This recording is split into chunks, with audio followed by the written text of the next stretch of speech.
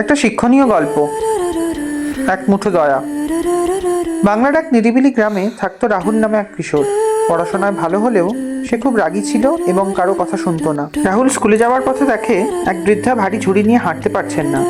বৃদ্ধা বলেন, বাবা একটু ধরতে পারবে? রাহুল বলে, দুঃখিত, আমার দেরি হয়ে যাচ্ছে। রাহুল চলে যায়। দুপুরে হঠাৎ রাহুলের মাথা ঘুরে যায়। ক্লাসে জল শেষ হয়ে গেছে, কেউ নেই সাহায্য করার জন্য। হঠাৎ সেই সকালবেলার বৃদ্ধা ক্লাসের সামনে এসে দাঁড়ায়। বৃদ্ধা হেসে বলে, তোর বন্ধু আমাকে বলল তুই অসুস্থ, এই নে বাবা একটু জল। রাহুল অবাক হয়ে জল নেয়।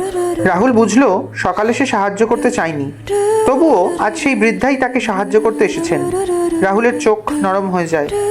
রাহুল বলে, ঠাকুমা, আজ থেকে আমি কাউকে না বলবো না, যতটুকু আমি পারি সাহায্য করব। বৃদ্ধা বলেন, বাবা, দয়া করলে দয়া ফিরে আসে, এটাই নিয়ম।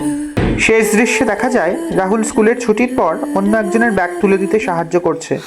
একটা ছোট সাহায্য কারো জীবনে আলো হয়ে উঠতে পারে। মনে রাখো, দয়া করা মানে নিজে মানুষ হওয়া।